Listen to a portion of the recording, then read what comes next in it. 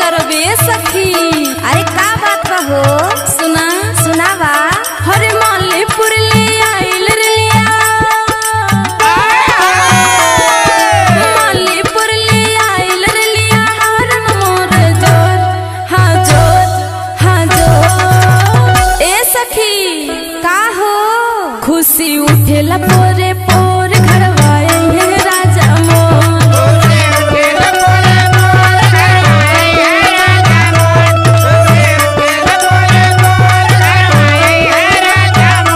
मालीपुर ले आइल रिया हरन मोर जोर हाँ जोर हाँ जोर। खुशी उठेला पोरे पोर घरवाए हे राजा मोर।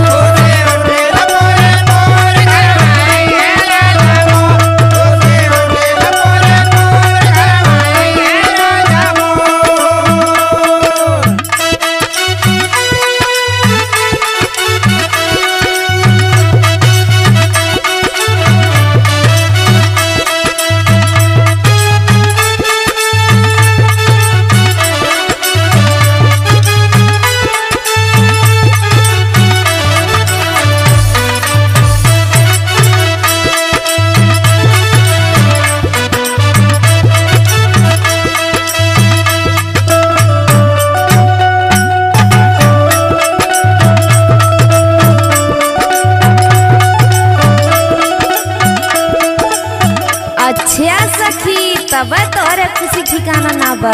हाँ ये सखी और सुना सुनावा।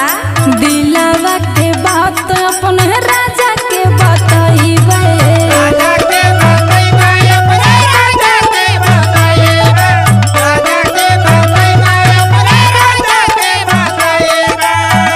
हाँ हाँ बाजारा हो बैठी सखी उनसे बतियाइबे।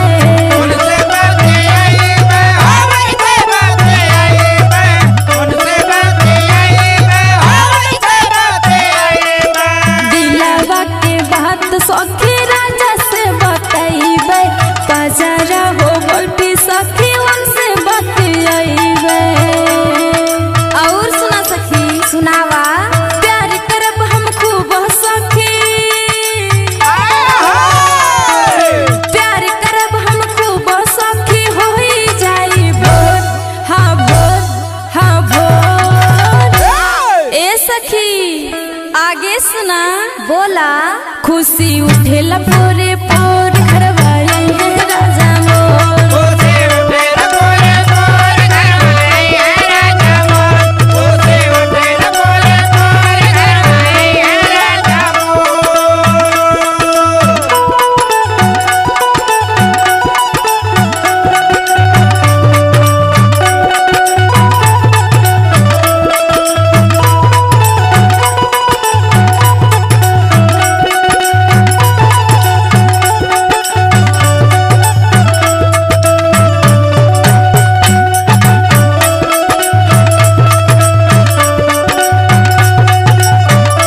ए सखी का हो?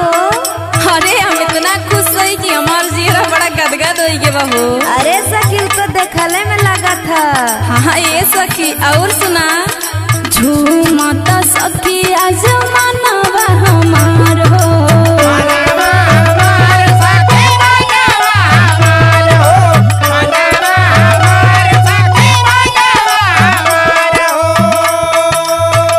हाँ आवत रे घर राजा छोड़ के सहार हो।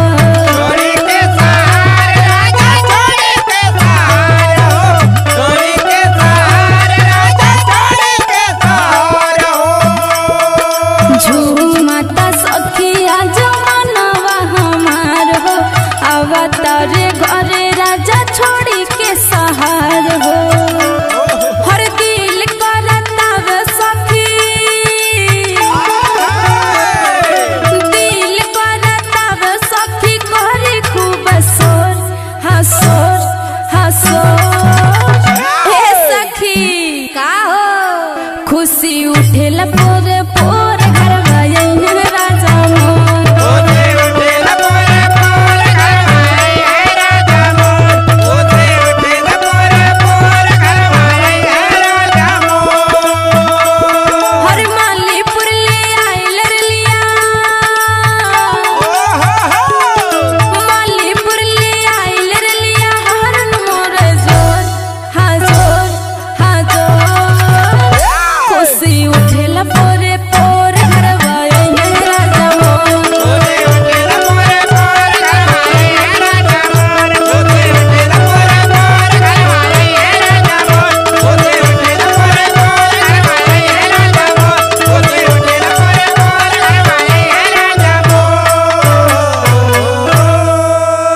अच्छा सखी तब इतना खुश बाटू।